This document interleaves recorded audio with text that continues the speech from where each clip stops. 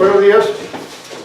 Continuando con los habituales ciclos de conferencias que organiza Sofisma en colaboración con Sofi, que me parece recordar que ya deben de andar por los 35 años o más de vigencia. Es llamativo pensar que en esta misma sala, se han dado ya más de 600 conferencias sobre filatelia, lo cual quiere decir que hemos batido, ya lo batimos hace tiempo, el récord de conferencias dados en la sociedad filatelia en todo el mundo. Nunca se han dado esta cantidad de conferencias. Y hoy, bueno, no es para conmemorar este evento, que evidentemente la falta de control hace que no sepamos con precisión ni el día que empezamos ni el número exacto de conferencias hemos dado. Hoy tenemos la suerte de contar con Julio Peñas. Julio Peñas es un conocido filatelista por muchas razones, entre otras cosas porque tiene una actividad muy interesante en Afinet, que eso da mucha publicidad, eso hace que esté en el mundo.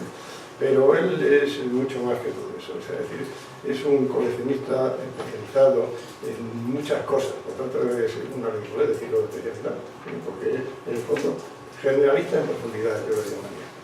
Ha trabajado muchos aspectos y hay uno que me gusta destacar porque es en el que ha conseguido simultanear sus dos grandes dedicaciones, su dedicación profesional, el militar profesional, y otra, pues su enorme afición a la filatelia y a su estudio. De hecho, hace unos meses publicó un libro que no hay forma de conseguir, por cierto que yo tengo su recuerdo de devolución, sobre la historia postal y la historia del Ejército de Tierra y la filatelia, su SMX, que además sobre lo que nos va a hablar.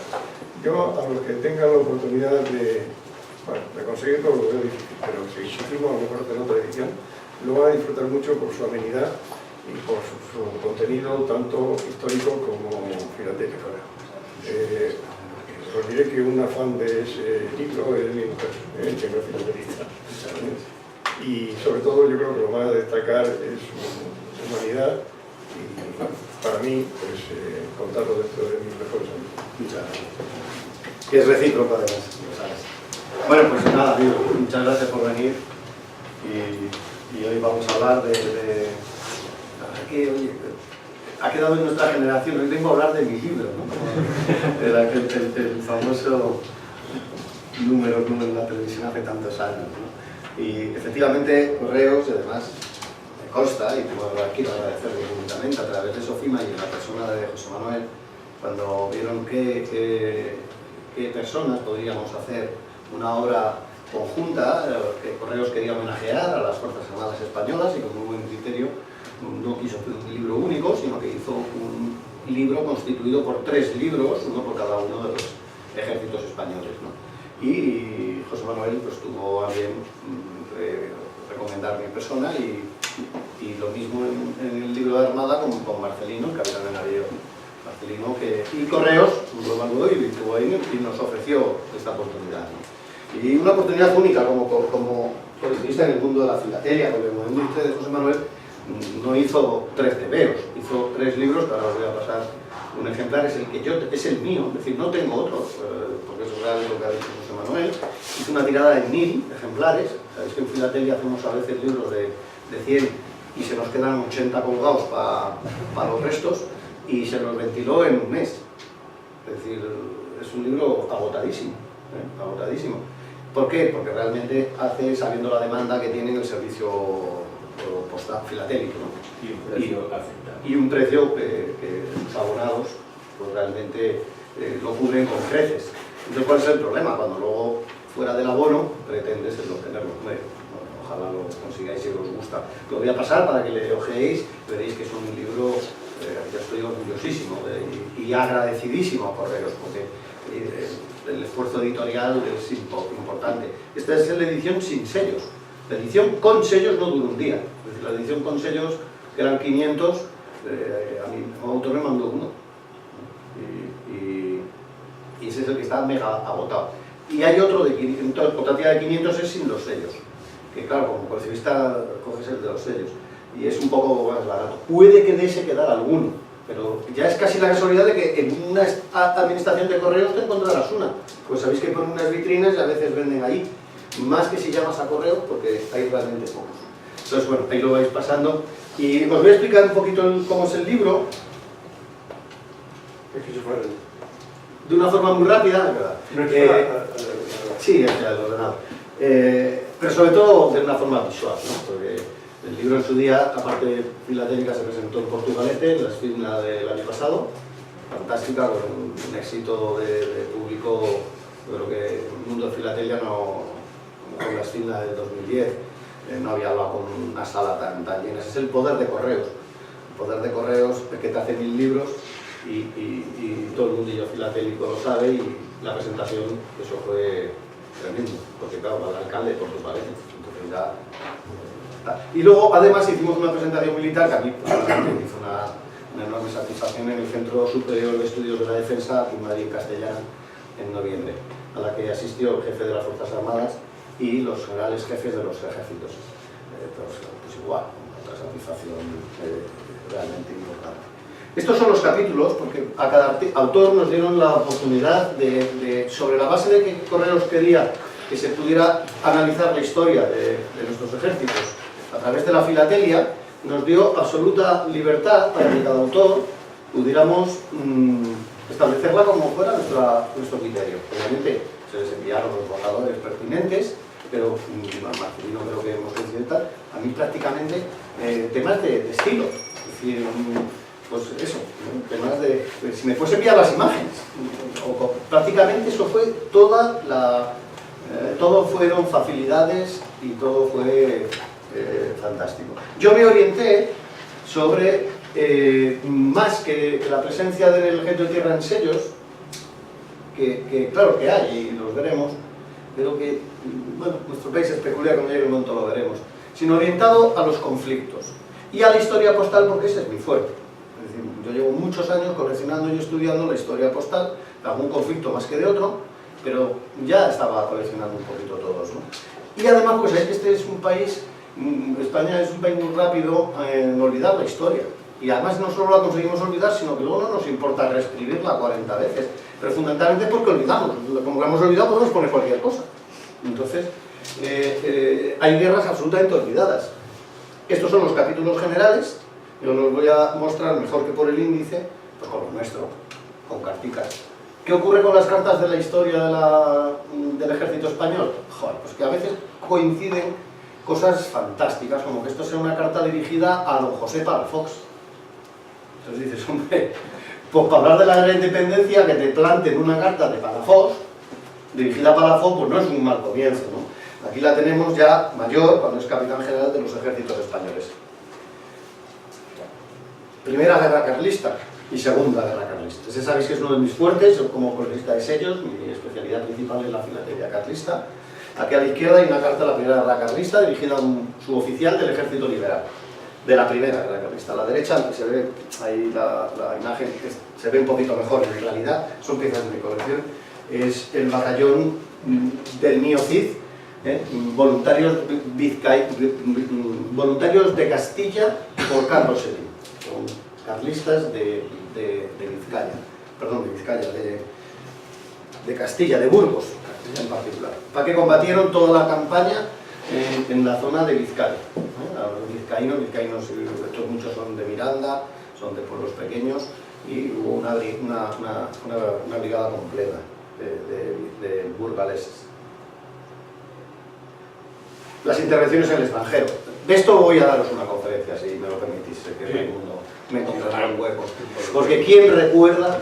Esto es una carta enviada desde un pueblo de Lérida, se llama Tren, muy vinculado hoy en día a las Fuerzas Armadas, está la Academia Básica de Suboficiales del Ejército de Tierra, pero comprenderéis la envergadura de Tren en el 11 de noviembre del 1863. Pero un ciudadano de ese pueblo, un soldado, recibe la carta de su madre, que está el texto, combatiendo como ingeniero en el ejército de ocupación de Santo Domingo, porque Santo Domingo en un momento dado se reincorpora a la corona de España. Vuelvo a lo que os digo, ¿cuántos españoles hoy en día saben que a petición propia Santo Domingo se reincorpora? Entonces, son guerras olvidadas.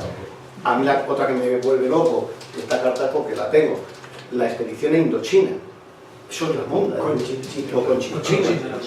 Ya ni sabe uno qué es Conchinchina, es decir, está países exóticos, la toma de Saigón y Hainoi, y dicen, pero bueno, entonces era el reino de Anán.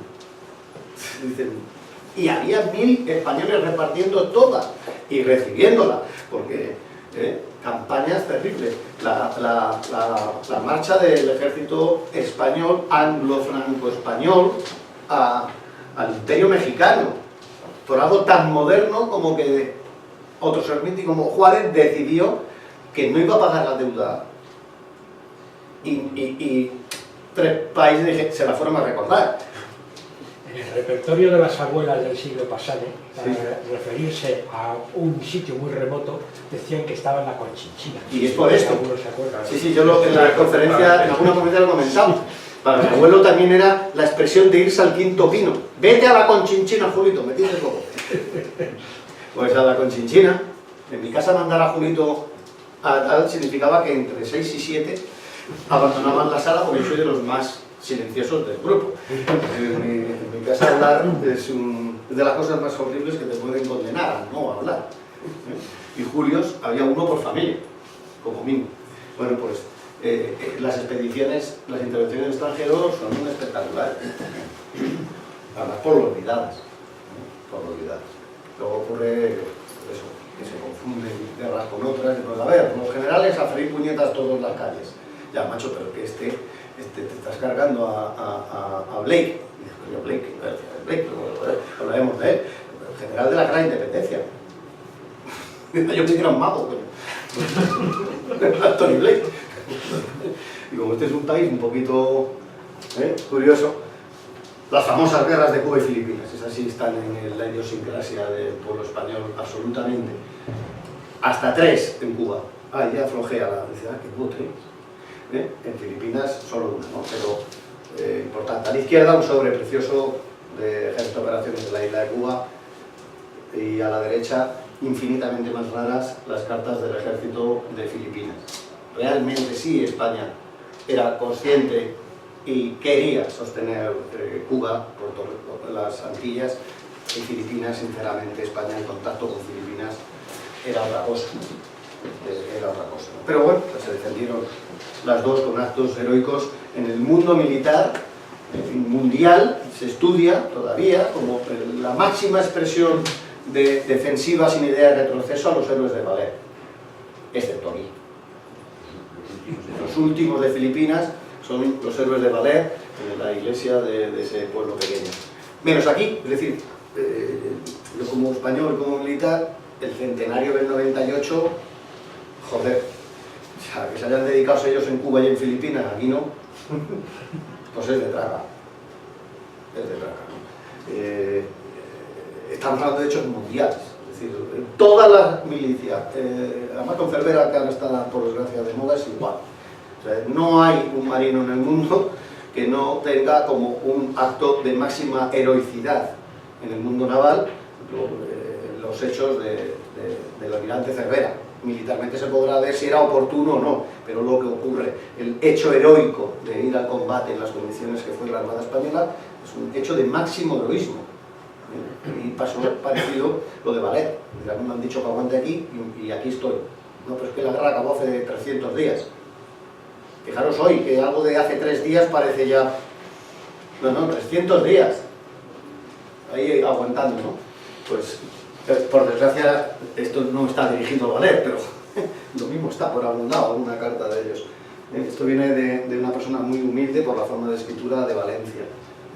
Luego, postalmente, estas cartas son todo, como diría nuestro amigo Eugenio, ambrosía pura, veréis casos de morirte.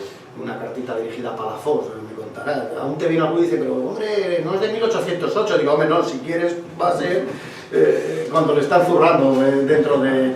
Sabéis que el mundo filatélico expositivo es muy jodido. Urgente con J. Podría poner la dirección o no, ¿para qué? Para aguantar con detalles para que el de correo... en algún lado andará, joder, por Filipinas, a donde se halle, para entregar a, y ahí sí cascaba el nombre, no hay señas, batallón expedicionario de cazadores número 11, octava compañía, en Manila, o donde se halle, que ya la madre sospecha que su hijo en Manila con el capitán general lo mismo no está.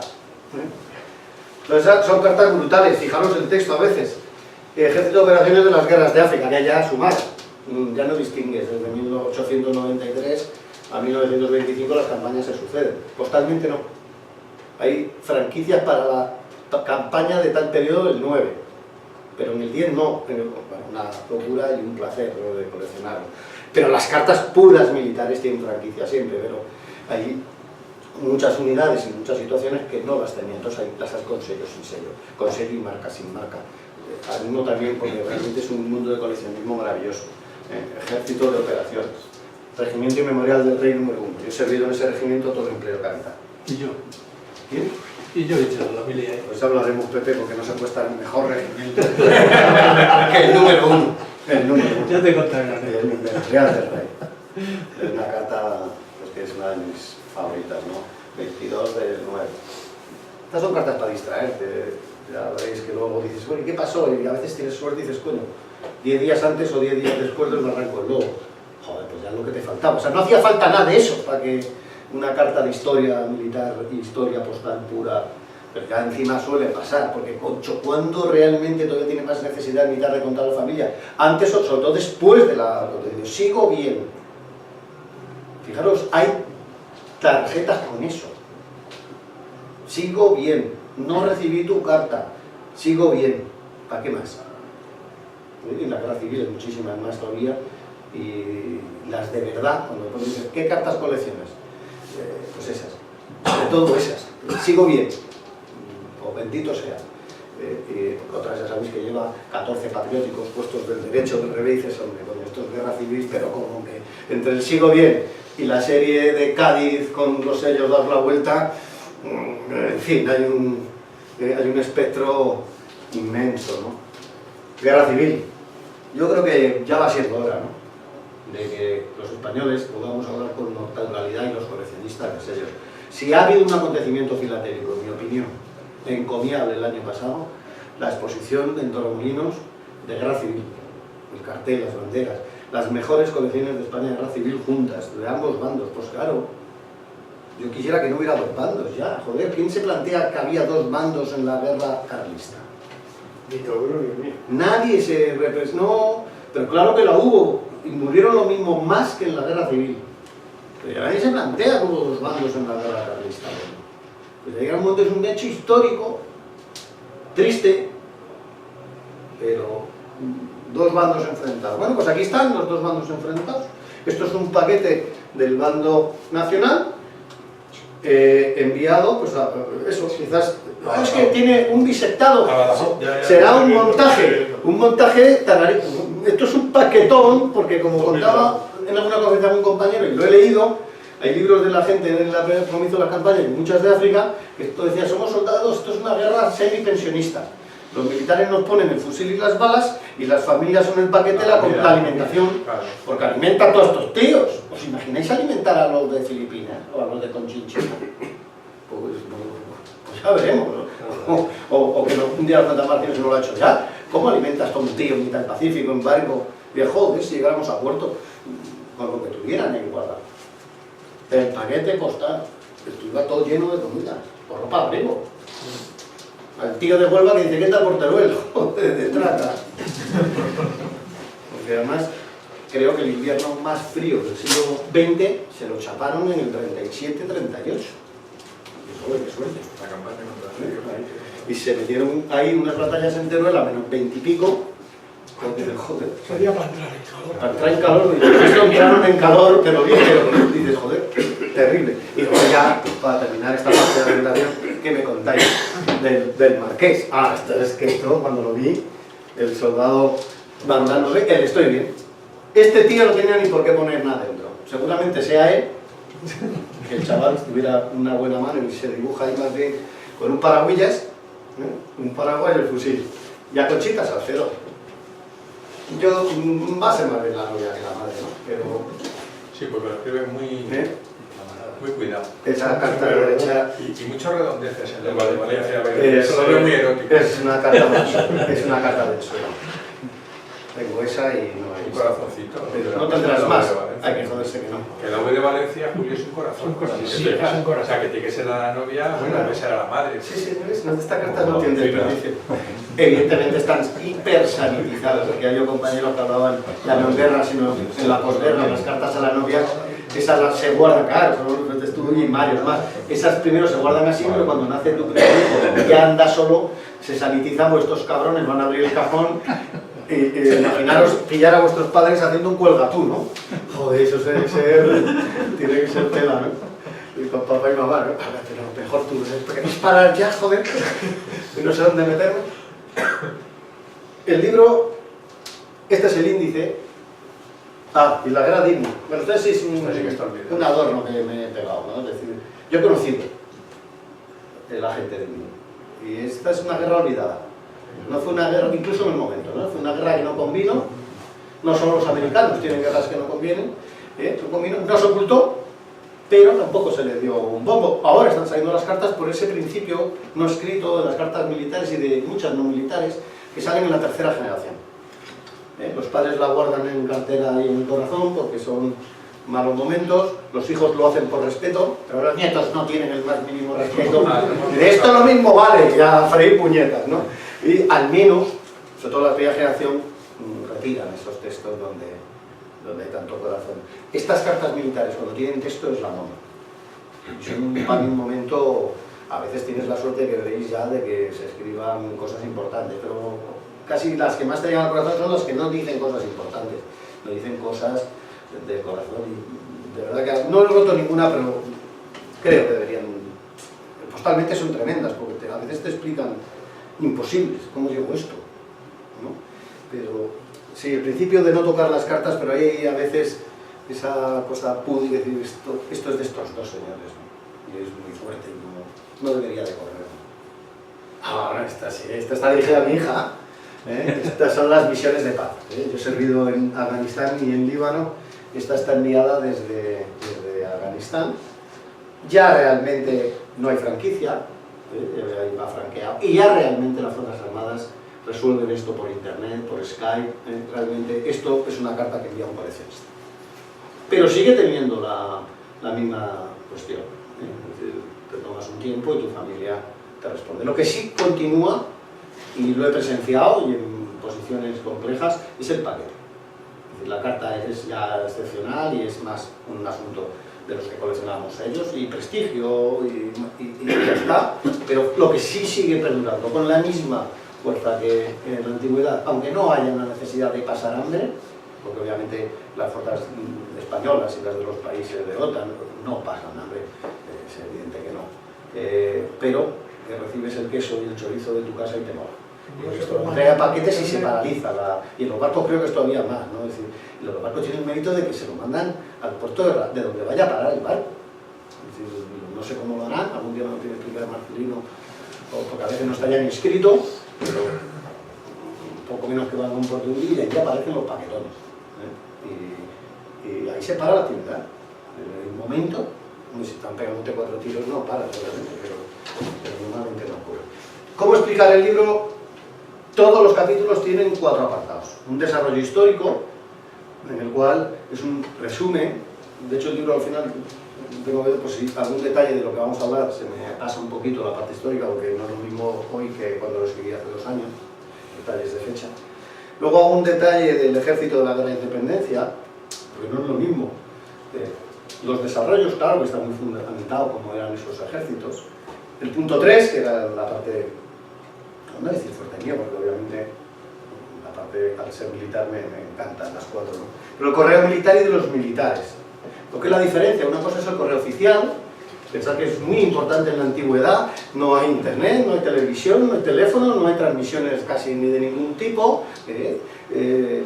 por cartas se le comunicaban las órdenes, incluso en el campo de batalla. Lo que pasa es que pensad que el campo de batalla se llevaba bien. O sea, dicen, ¿cómo pudo durar la guerra 30 años? 30 años, no, coño, primero que te lo haciendo a pie tú, y además carga con todo. Puede traer la tentación por otros, pero es decir, los conflictos duran, ahora la guerra relámpago, pues sí, los medios rápidos, pero antiguamente, en la Gran Independencia, joder, algún castaño se arrancó desde Gibraltar y llegó a Vitoria. Lo mismo andando, dice, esto se dilata. ¿Cómo no se va a dilatar en el paso de los tiempos? Entonces, el correo militar y el de los militares se confunden, generalmente, y más no siendo militar, se confunde. La marca de franquicia usada de verdad, cuando uno, que la marca de franquicia y de pronto ves un sello. Porque esa es una carta de militar, pero no es una carta oficial.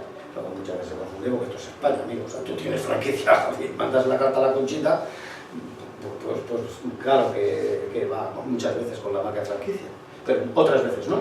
Entonces produce unos franqueos mixtos y raros y que sinceramente muy difícil discriminarlo. Y por último, lo que más me pedía en aquel momento Correos, que era la verdad de la independencia y la filatelia, el reflejo que tenía el ejército de tierra en los sellos. Bueno, pues quería explicarlo, además esa sería la conferencia, pues con el caso de la guerra de independencia.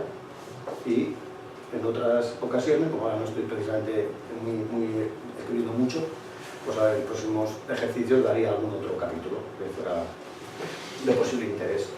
La Gran Independencia es muy llamativo, y además yo en el libro que esforcé mucho, la Gran Independencia creo que la tengo explicada en 3.000 o 4.000 palabras, es una capacidad de síntesis jodida y explicar en muy pocas palabras, pero me he extendido mucho en la parte primera porque incluso yo de niño, cómo se saldaba la Gran Independencia, Napoleón, que es un fenómeno, que lo era, engaña a Godoy, que es un medio torpe, parece ser que no era tan tonto, y diciendo que íbamos de paseo para Portugal, pues ya nos quedamos con la tontería. Hombre, coño, casi sigue igual en los libros, o ni siquiera, porque ya no se da mucha historia en los colegios. Pero eso como que te queda corto, dices, ¿será posible que esto fuera tan fácil? Y entonces ya me extiendo mucho ahí, y me vais a permitir, o sea, ¿qué ocurre?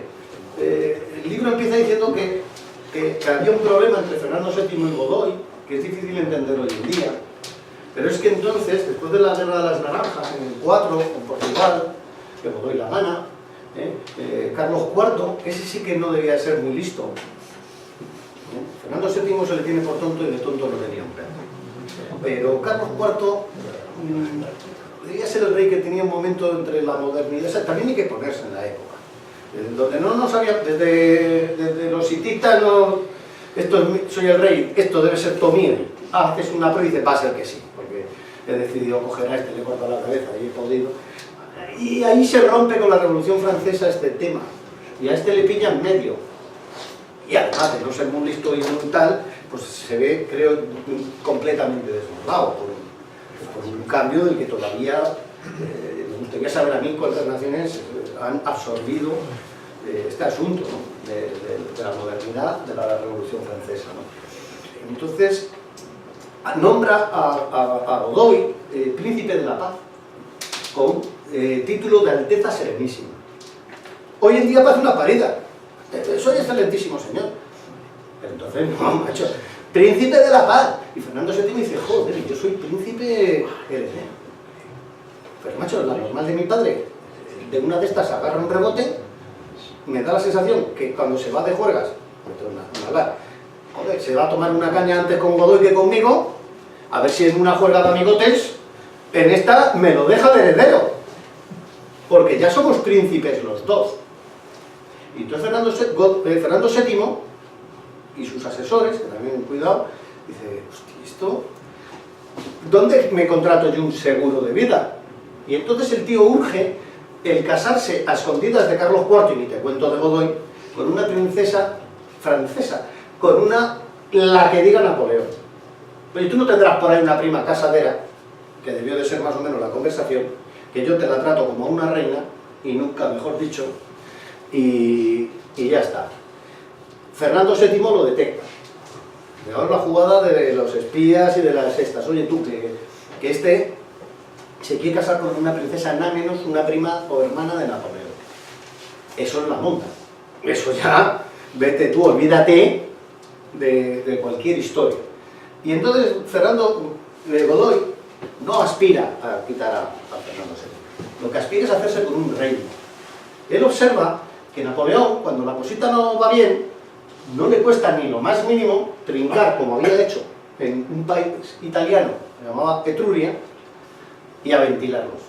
Y se había apoderado de Etruria, había puesto un general de los suyos, y tenía un problemilla Napoleón de que tenía la familia real de Etruria, pues por ahí, en Versalles, buscándole un reino que a él le interesara.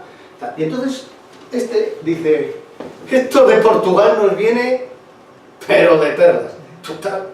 Entonces yo sé cómo contar el chiste de que esto de Portugal, sé que con los españoles y los franceses, nosotros con los portugueses parecido, ¿no? Pero esto de Portugal, cojo, le cuento a este, y esto es literal, manda a su hombre de mayor confianza, Godoy, con Napoleón, y le dice, oye, vamos a hacer una cosita, mira, tú que andas con estos de Etruria, que no sabes muy bien, tengo una idea tallo divina.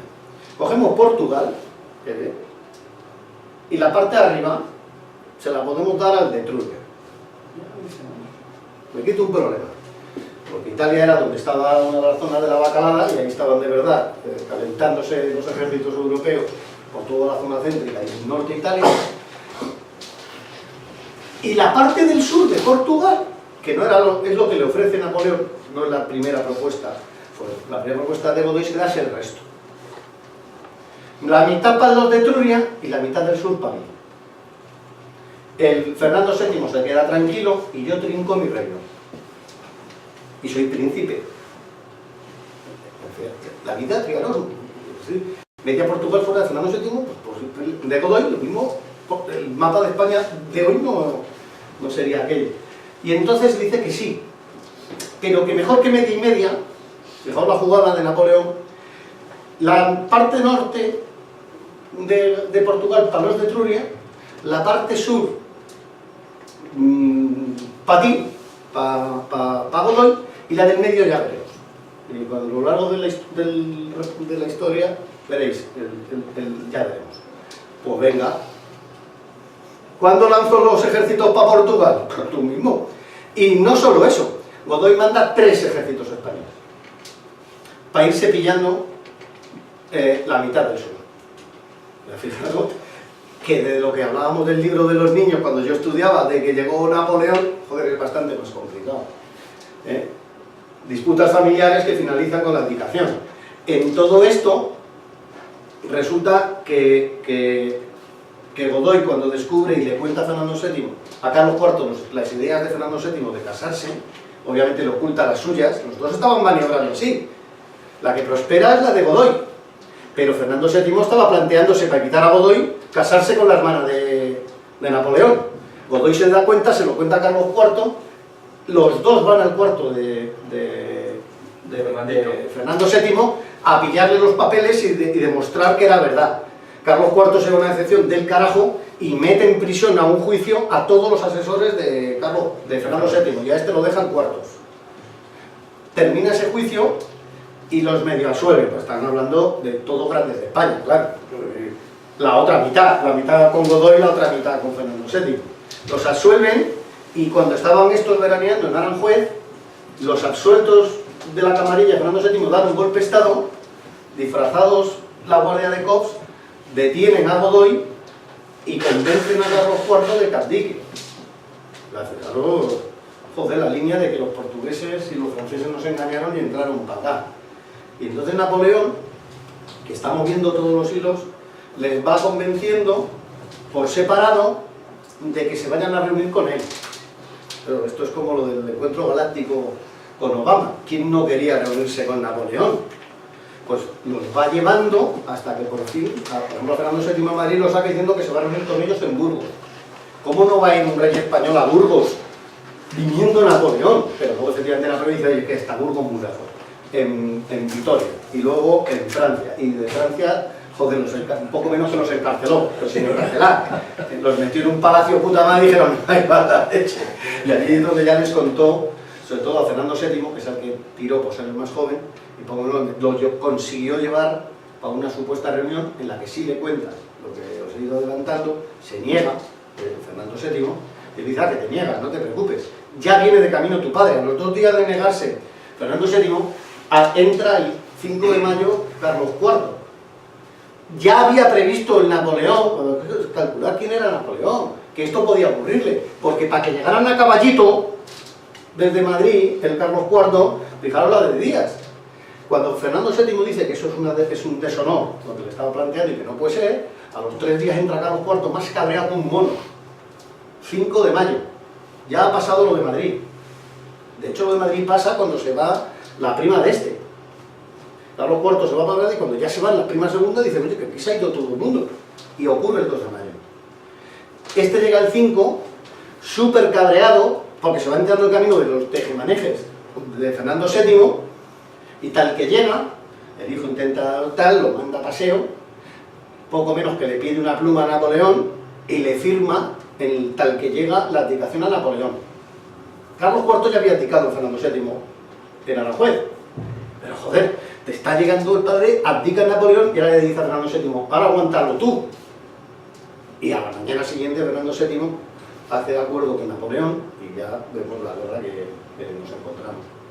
Fijaros lo complejo de la argucia. Decirme tú si no da para hacer películas todos estos acontecimientos, porque contar muy ligero, muy rápido y algún trama lo mismo no queda. Para que se habían hecho 100. No queda claro, pero es que es realmente bonito, o sea, pone fuerza y claro, es que comparado con Napoleón, todos los seres humanos podríamos parecer tontos, porque es que ese tío es la onda. Pero claro que con una superioridad mental gana, pero no ganó a 2 tontos, ganó a 2 personas con una inteligencia importante en su época. Ahora, de media nos metió una guerra elegante. Famoso 2 de mayo, que debe estar bastante exagerado, con el paso de los siglos, pero sí se genera un tumulto, muy parecido debió de ser a un tumulto que puede ocurrir en un partido de la Champions. Los 20 más exaltados y en perfecto estado bullaca, y en una época en la que un capitán de corps no requería mucho para tirar de sable, más o menos, en unas dimensiones de ciudad donde Madrid se acaba en la Puerta de Alcalá, por lo cual la bullaca debe de subir muy fácil y muy rápido, porque están todos en la manzana, y cuando ya tiran de sable, pues ya empieza a correr la sangre y ya empiezan los famosos acontecimientos del parque artillería y los actos heroicos. ¿Qué afecta a la historia? Pues que uno de los secretarios de Estado importantes, en el libro viene el nombre, ahora mismo no lo recuerdo con precisión, presencia estos hechos en Madrid y se va a Móstoles. Y en Móstoles se lo cuenta al alcalde. Bueno, la historia dice que no, hay 2 alcaldes. No sé, porque ya quién sabe la estructura, pero se ha quedado en la historia el alcalde principal, que es Andrés Torrejón.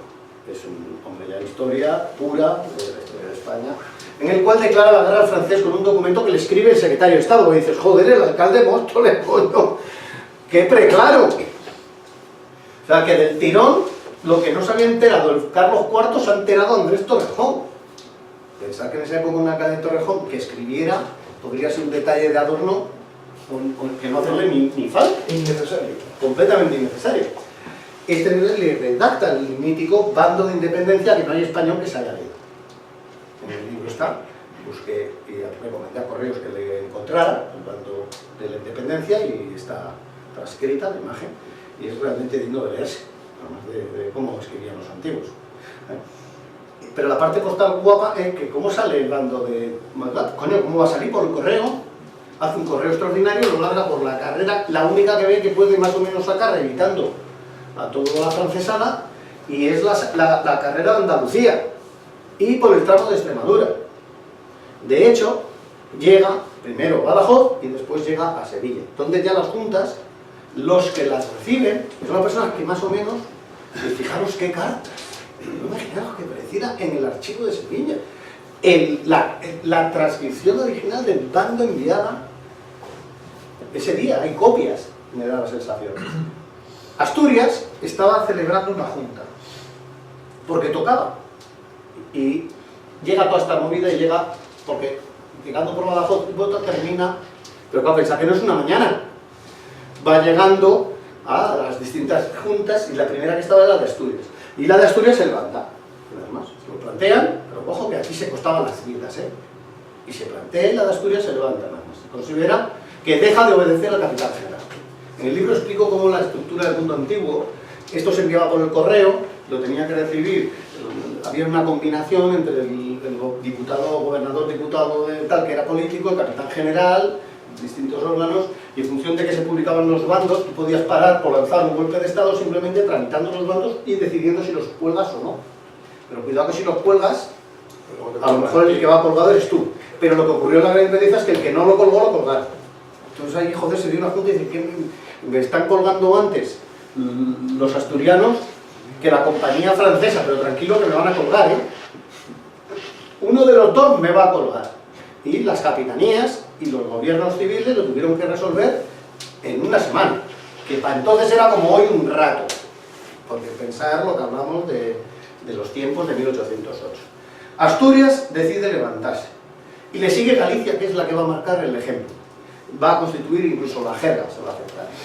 Se van a constituir juntas generales, que generalmente se van a llamar, como la gallega, juntas supremas. Ya sabéis que un español y una gorra, joder, suprema. O sea, la junta podría ser popular, pero no, coño, suprema, que es así, que joder. Pero levanta 40.000 hombres en armas.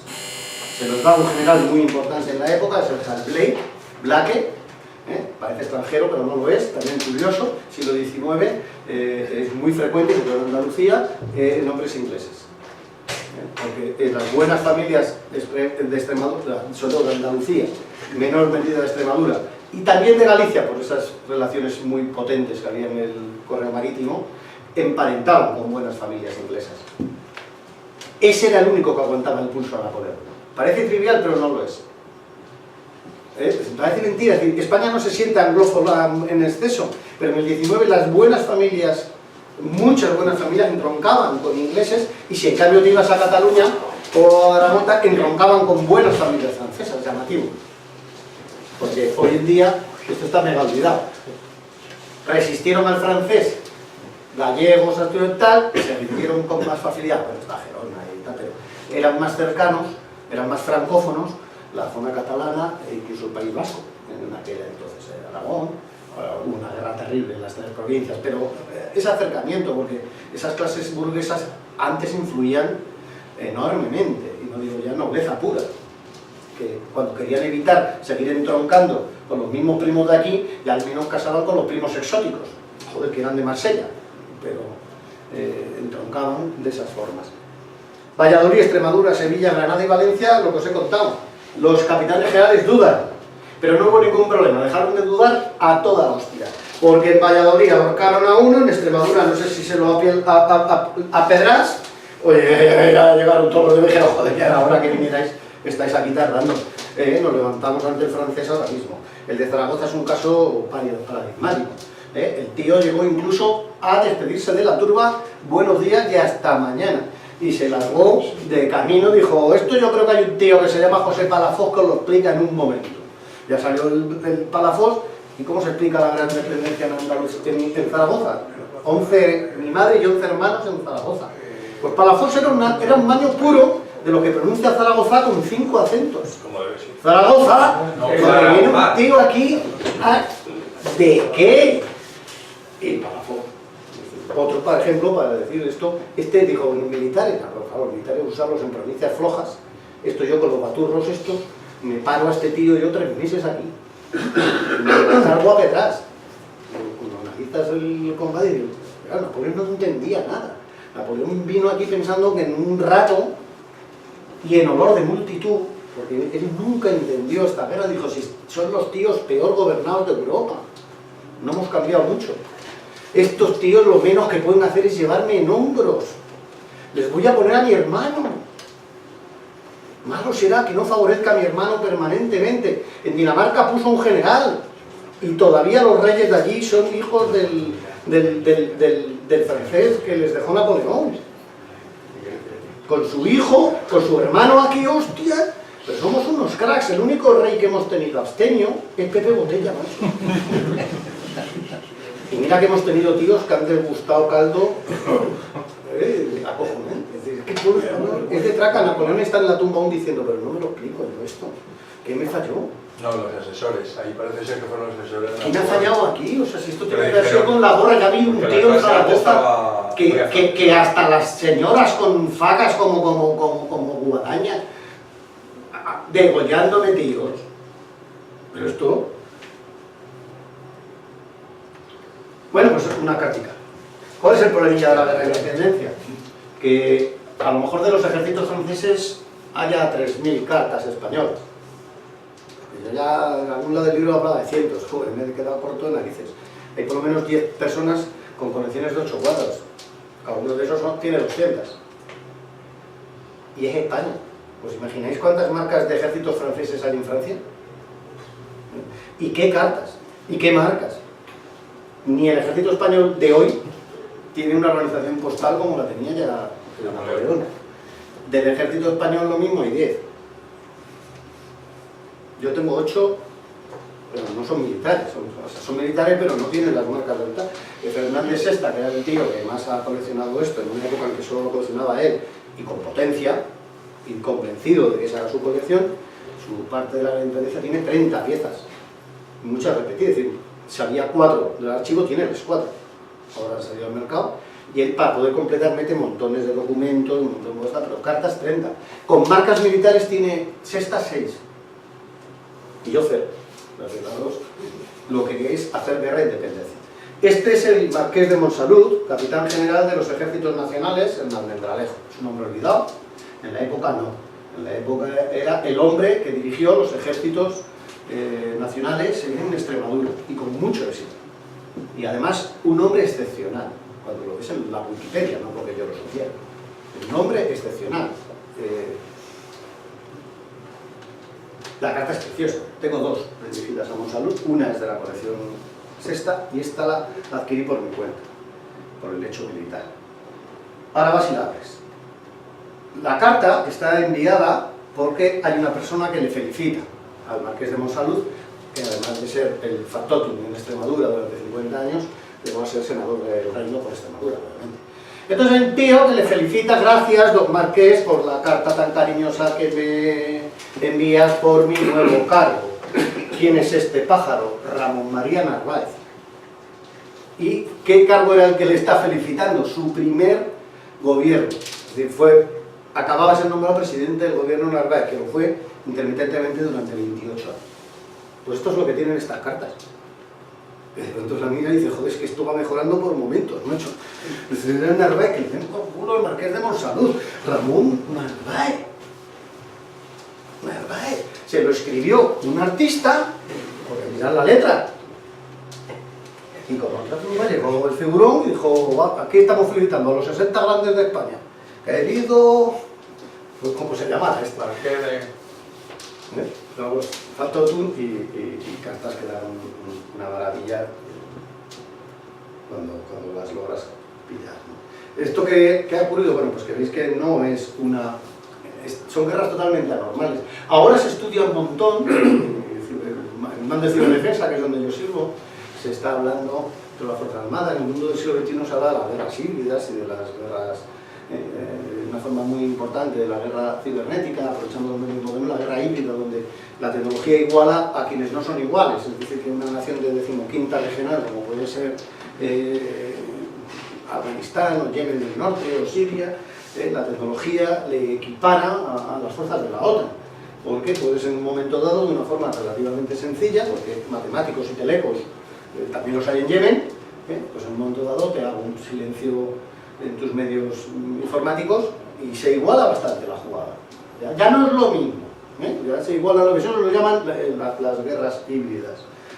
Joder, la guerra de independencia es una guerra híbrida de 1808, donde viene la apisonadora, la armée francesa, contra 16 esgarramantas que se han levantado uno a uno, porque Madrid la ocupa Napoleón y por tanto no se levanta, el bando es de Móstoles.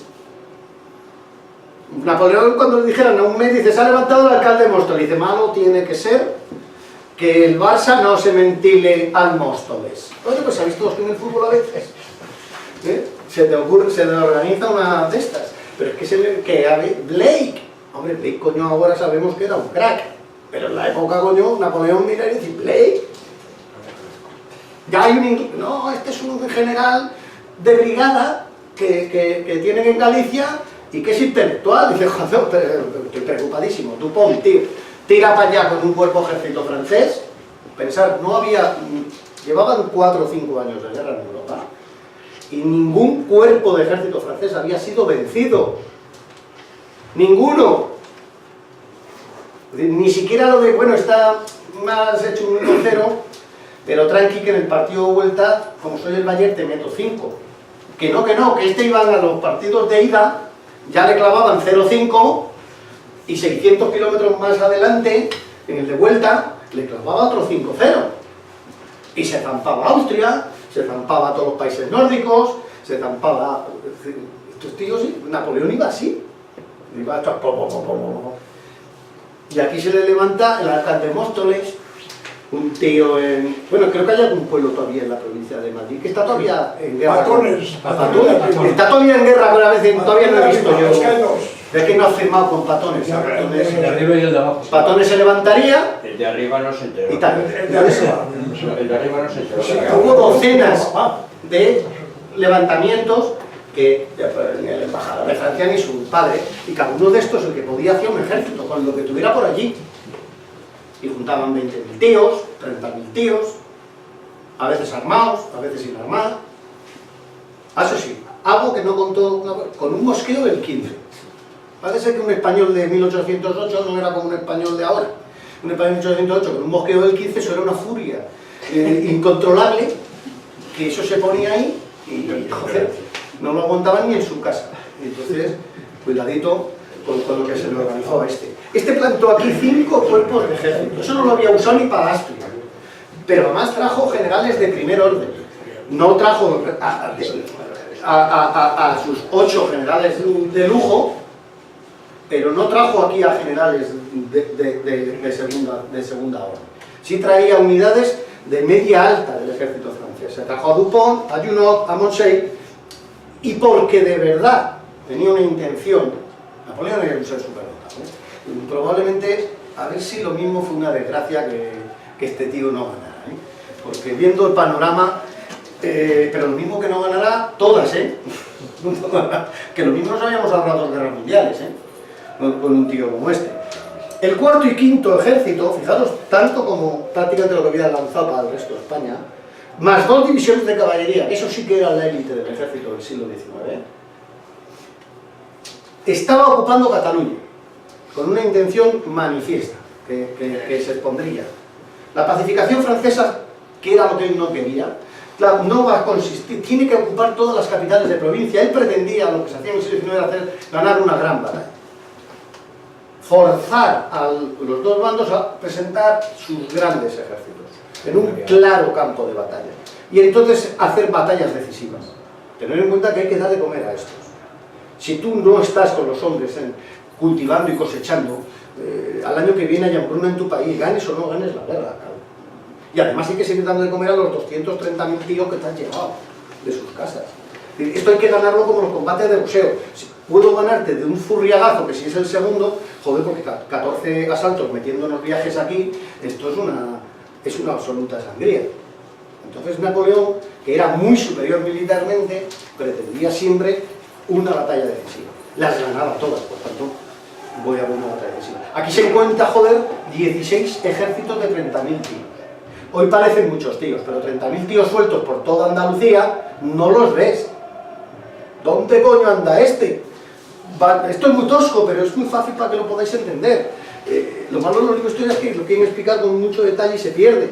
Claro, este tío dice, coño, ¿verdad que Castaños está donde Jaén? Se pira para Jaén, coño, Castaños se ha ido para Granada. Se tira el tío para Granada. ¿Dónde están? 30.000 tíos. Napoleón llegó a mandar 250.000 aquí. ¿No sabéis idea de los volúmenes?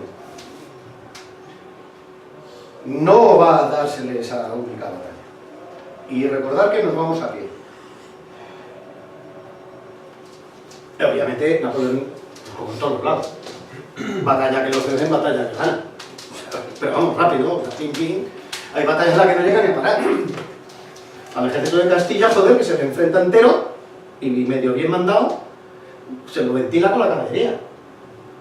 Ni para. Sigue avanzando con las tropas de a pie, le larga todo el regimiento de caballería a tomar por saco. Entonces los españoles han dado cuenta de que no pueden ofrecer batalla en campo abierto, porque es que Esto no, hacen fiesta. Digo que esto es muy rápido y muy simple, ¿eh? Pero dicen, hostia, que no hay color, bueno, que es el Leganés o es eso, el Móstoles o todavía un tío de tercera contra la Gran Armée. Además, como os hemos explicado, Napoleón es premeditado, no está improvisando. Ya llevaba años trabajándose a estos tres para irme para Portugal, haciendo que me voy para Portugal. O sea, él venía perfectamente pertrechado, pues, organizado y de todo. Sitios de Zaragoza los he explicado toscamente, pero un poco menos. Inesperado totalmente. Napoleón paraliza un cuerpo ejército con la caballería, con todo. Porque a diferencia del de Castilla, que con la caballería bien maniobrando se lo ventilan un rato, a la fosa la caballería francesa se la carga tal como llega. Porque ya ha cambiado su entorno natural. La caballería es invencible en campo abierto en esa época. Un caballo a todo trapo, un caballo de combate. Caballo de combate no son los caballos que corren en Cádiz en la playa. Eso es un troncho de 1000 y pico kilos que lleva encima un pavo de 2 metros metiendo unos sablazos que viene además a galope, que da igual si te mete el sablazo o no. O sea, con el viento de un caballo de esos de combate, un tío de infantería ya se va para... Pero claro, mételo por dentro de las calles de ciudad y le vas tirando hasta piedras por lo alto de las... Claro, no había casas de 10 pisos, pero que les tiraban de todo desde las mismas calles. Entonces esa caballería ya no... En la guerra mundial pasó igual con los carros de combate. Los carros de combate alemanes funcionaron muy bien, pero cuando ya tuvieron que ir a ciudades donde era casa a casa, ve guardando los carros porque llega un tío con una botella de gasolina y te lo funde. Esto todavía más tosco, más fácil, calles. ¿Habéis estado en el coso? ¿Os imagináis 4 caballos de esos intentando entrar en el coso? No cabe ningún. Pues ahí te lo fundes. Entonces, este se paraliza un cuerpo ejército, no lo vence, ¿eh? Pero lo vence porque les impide. Porque lo que ocurre inesperado es baile. Napoleón todavía está pensando que pasó un baile. Habéis visto todo el norte. Entonces llega un momento que toca ya bajar de Madrid para abajo con todo el norte ocupado. Entonces dice, bueno, pues venga, nos vamos. Entonces ya van para la zona sur, Levante, pero van directos para Sevilla. Dice, bueno, esto está claro. O sea, me voy por la General Madrid-Sevilla, paso por Córdoba para ir dando un saludo. Estos estaban expoliando de puta madre, pero no os hacéis idea lo que es el expolio. Pero cuidado que después vino Wellington y lo que no había expoliado lo remató él. Unas joyas. Y este iba a expoliar. El expolio que hizo en Córdoba es de libro. Y fue su tumba. 600 carros se llevó el pájaro de material. Para llegar rápido a Córdoba, militarmente, si es de estudio, se abre muchísimo la línea. Se separa muchísimo de su logística. Ese es el error que paga caro. No lo espera. Estamos hablando de ese Barcelona que gana 100 partidos seguidos, que gana... entonces se abre y dice, bueno, chico, no debería, pero me estoy poniendo de oro hasta las orejas. En Córdoba, en capitales de ese estilo, Jaén creo que también le meten otro viaje elegante, pero no lo mismo que Córdoba. En Córdoba no se llevaron una mezquita, macho, porque estaba anclada al suelo, si no lo son capaces de llevarse. De hecho, hay trozos de la mezquita que se llevan y algunos ya ni se la han vuelto a ver. Y se ocurre inesperado. El ejército, los sevillanos, que cuando se levanta la Junta de Andalucía, uno de los ejércitos antiguos estaba en el campo de Gibraltar. Ahí estaba el campo de entrenamiento. Es decir, ahí había un ejército de reserva de entrenamiento, mandado por el general Castaños. Este no era un mal general, era un excepcional general. Entonces ahí se junta, que da la casualidad, porque Andalucía andaba buscando. Es decir, sí, hemos hecho la machada, nos hemos independizado, tengo el bando, recibe el bando original, y me quiero alzar, pero ¿dónde coño? Y encuentra a Castaños en el ejército del campo de Gibraltar. Y Granada, que también se levanta con otra junta importante, pues monta otra división. ¿Tenéis el libro por ahí? Aquí. Otro hombre excepcional. Lo que pasa es que es otro hombre olvidado, tiene un apellido muy complicado. Porque también es otro adulófono. Bueno, pues estos... Esto no da para varias. No, pero hay momento que se corre. El momento que se corta. Yo no quiero eso. Nos quedamos con la historia y ya está. El caso es que estos dos empiezan a andar.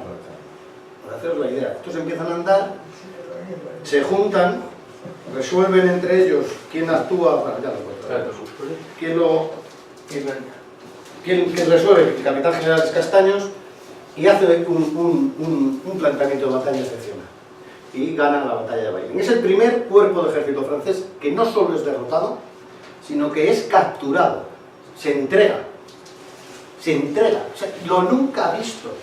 Toda Europa se gira y una España empobrecida le demuestra al emperador de Austria que se puede, que planteando bien una guerra, Castaños ataca y fija al francés, la división de Granada se tira hacia atrás, estaban muy separados, lo saben, luego ya interviene la reserva, le hacen una tenaza de libro y se entregan 100 y pico, 30 y tantos mil franceses.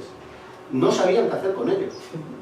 La historia de los 30.000 franceses de la batalla de Bailén es de traca, terminan en una de las Islas Baleares, depositados ahí para que los franceses a base de barcos se los llevaran, porque ¿quién les daba de comer a todos estos? Calcular la penuria que pasarían estos pobres 40 o 30.000 franceses.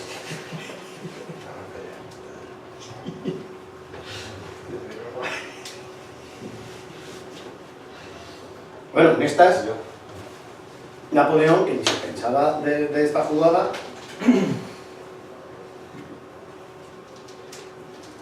pues decide venir en persona. Eso no se lo había planteado nadie. Deja a José en Austria y dice, a sacudir a estos, porque esto no puede ser, o sea, empieza a ver aquí qué ha pasado en España. Entonces viene en persona, se trae ya los 250.000 de la Gran Armée. Ahí sí que se trae al equipo titular, al Messi, al Iniesta, y claro, mete una barrera que pagué.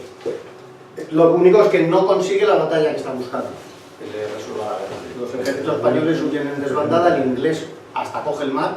Moore, que era el general del ejército inglés, no lo logra, muere de las defensas de Coruña, de hecho muere heroicamente, los franceses ocupan Coruña y le entierran con honores en el cementerio que está hoy, todavía ahí está Moore. Estuve hace muy poco en Coruña y fui a ver a Moore, y ahí está, Moore, enterrado por los franceses con honores de militar muerto en campaña. Y va a ocurrir otro hecho histórico, que es lo que conoce el español, conocemos Bailén, no tiene un solo sello dedicado, Bailén. El primer tío que vence. Castaños no está en ningún sello. No hay un solo sello dedicado a la guerra de independencia. Tampoco a Moore, ni a Wellington, ni a Napoleón. Y son las guerrillas. Tienen que huir tan a prisa los ejércitos españoles que van abandonando gente. La gente que se va abandonando no se entrega al francés, dejan en el campo y empiezan a montar las guerrillas. Que a medio plazo... Reding, Teodoro Reding. Teodoro Reding es el mariscal que... Este muere en campaña al final de la guerra. Pero es tremendo. Dice, bueno, pero a Reding ¿cómo le daba tiempo a llegar a todas? Donde había dos tíos repartiendo aparecía Reding. Una cosa como Blake. Pensar que Blake era el del ejército de Galicia. Es el tío que aparece para apoyar al general de Gerona en su tercer sitio. Uno dijo, ya estoy harto. De aquí en Galicia ya no... Y se plantó a pie a Gerona a ayudarle en el tercer sitio. Y lo levanta. Blake. Desde allí. Y este Reding termina muriendo en Vitoria. Es inagotables. Acaba contra los españoles Napoleón y su Gran Armée y decide volver a echar. Pero se va a producir un hecho importante, y es que Napoleón manda a Soult, que es uno de sus mejores generales, para ocupar Portugal con un ejército independiente del español. Bueno, pues Arthur Wellesley solicita al rey que ante esa felonía le autorice a constituir de su pecunio un pequeño ejército, pero sobre todo un grupo importante de oficiales que apoye al ejército peninsular, y especialmente a Portugal, que sabéis que de siempre está muy cerca del mundo inglés, para colaborar en la lucha contra el francés. ¿Quién es Arthur Wellesley? Bueno, pues con los tiempos ha pasado la historia como el Duque de Wellington. El Duque de Wellington, el azote de Napoleón, entra en este momento histórico y organiza una pequeña fuerza para instruir al ejército portugués. Este es otro genio. Napoleón es un genio superlativo. Este es un genio militar. Y entonces ya, cuidado, ya de pronto aparece un tío que está a la altura de los mejores mariscales de campo del francés y que va a girar la guerra desde el aspecto militar. La carta de Palafox, ¿qué hora es? La menos cuarto. Bueno, pues termino la historia y ya... Bueno, pues una carta de Palafox.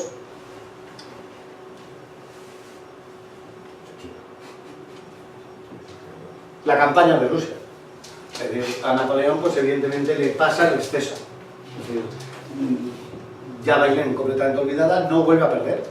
Es decir, no vuelve a perder aquí, ni en ningún lado.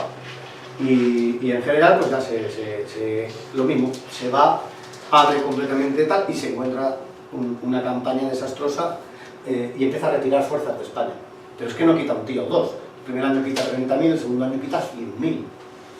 Entonces no es que Wellington y los españoles empujen, sino simplemente es que, claro, un tercio del ejército francés empieza a perder la iniciativa, que la empieza a recuperar Wellington. Que además es un gran militar. Entonces ahí ya gira la guerra, pero fijaros que esto es en torno al 12. La guerra se estaba dilucidando en el frente de Extremadura, donde no salud. El Ciudad Rodrigo, Badajoz y Salamanca. Rompe Wellington ahí ante un ejército francés que ya no es ni sombra y empieza ya la recuperación desde el lado de Portugal. Bonaparte abandona, se va a Valencia, ahí ordena que se junten todos los ejércitos napoleónicos de Andalucía, se levanta el sitio de Cádiz que llevaba desde el año 10 o el año 9 asediado, decían que las de Cádiz se hacían tirabuzones con las bombas que nos tiran los fanfarrones, y se juntan, pero es que en Valencia se juntan 60.000, se cuentan, dicen, coño, somos 60.000, pero tal, coño, que se vuelven otra vez para Madrid, empiezan a sacudir, y cocho, que casi vuelven a mandar a Wellington a la frontera con Portugal. Esta es una carta que he adquirido hace muy poco. Hablamos de los grandes hombres. Fijaros las tragedias, los ejércitos que van y que vienen, los cientos de... Este es un prisionero español en el depósito de prisioneros de Charnoyes el 22 de marzo del 12. Escribe a un mayordomo de una autoridad, que ya incluso el mayordomo es una autoridad, en el cual le dice que él es un paisano suyo y que sí podía atender los costes de sus cartas y hacer llegar su carta. Es decir, él paga el porteo de la carta del prisionero desde Francia. Porque un analfabeto no era, sería también una familia buena gallega. Entonces, que él aceptara los portes, aporte debido a la carta que él le enviaba a él, porque lo tenía en cuenta para que él se le hiciera llegar también aportes pagados a sus padres en Galicia y a ver si podía salir del tema. Son cartas, pues, francamente bonitas. No me molestaron en estudiar, algún día miraré, esto será un 10 o un 15. Sinceramente la parte postal muchas veces de estas cartas te dan igual. Luego encima lo mismo hasta la parte postal son muy interesantes. Lo he dicho, esos 60.000 franceses votan, se hacen con Wellington. Y Wellington poco menos que vuelve otra vez. Lo único que ya no cruza Portugal, eso va quedando por Valladolid, se va quedando por ahí. Los franceses la aceptan, la campaña rusa ya se desmorona totalmente, Napoleón ya se da por vencido, ordena a José Bonaparte que se ponga en defensiva en la zona norte y que aguante lo que pueda para que no entre en Wellington por el sur de Francia. E intentar contener y firmar una paz lo antes posible con la parte del centro de Europa, que es donde él está condenado, ya está derrotado, ya no tiene más historia, solo es intentar ganar tiempo para la diplomacia. Wellington acepta la batalla que le ofrecen los franceses en Vitoria y los arrolla, y aguanta el contraataque francés 3 meses después en San Marcial. Ahí es donde fallecerá Redington y una vez que ya aguanta esto se acaba el conflicto. Finalmente las tropas inglesas, hispano-portuguesas inglesas, alcanzan Burdeos y ya en Burdeos Napoleón firma la paz con Fernando VII y el 22 de marzo del 14 entran en el país. Y vuelve el famoso al grito de viva las cadenas. Fijaros qué 30 añitos nos pega en Fernando VII cuando vuelve, ¿no? El ejército de la independencia, no contar más que qué es lo que hizo invencible a Napoleón. Aparte de su talento natural, que se refleja hasta que hoy en día la circulación de los coches está marcada por él. ¿Por qué los ingleses y el resto del continente circulan distinto? Pues porque Napoleón no invadió y evidentemente el inglés no va a seguir lo que dijera Napoleón. El motivo, algunos sabéis el motivo de por qué circulábamos a la izquierda, militarmente medio conocido.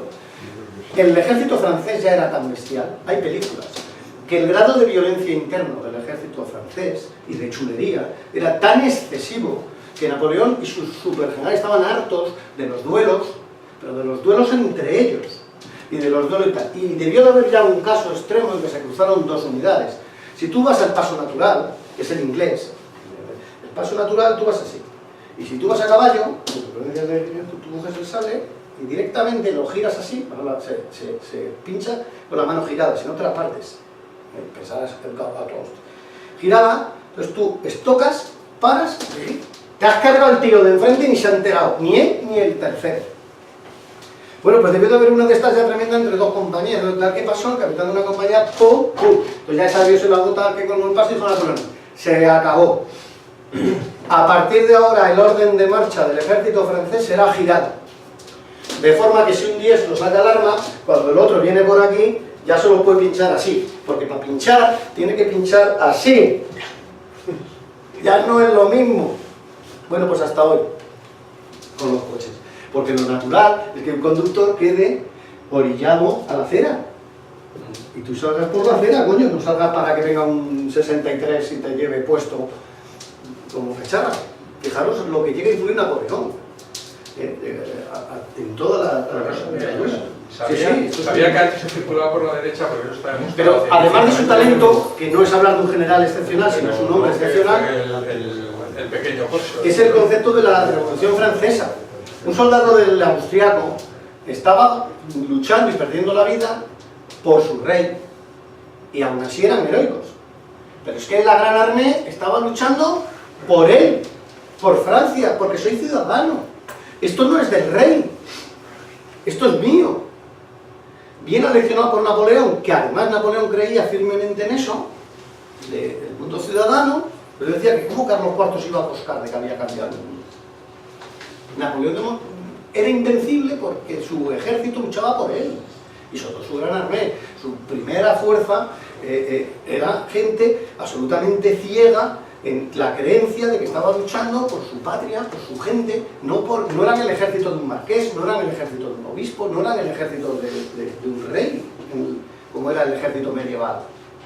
Que luego si ganaban se lo quedaba el obispo. Evidentemente, coño, si ganaban se lo quedaba Napoleón, ¿no? Pero no era Napoleón, era el comienzo del hombre ciudadano. Es un ejército moderno que destroza ejércitos, incluso mercenarios. Fijaros, el ejército de tierra español tenía regimientos de extranjeros, pero no uno ni dos, 15.000 tíos, 13.000, 6 regimientos de suizos, 3 de irlandeses, 1 de italianos, 1 de franceses. Esos tíos eran capaces, pero hasta se le podían cambiar de bando. En 1808, tropas de Casa Real, mucho más importantes que ahora, lavarderos, guardias de corps y 2 regimientos. ¿Por qué insisto en esto nada más? Pues porque... A lo mejor se puede dejar para otro día. Sí. Paramos aquí Sí. y mañana... Adelante.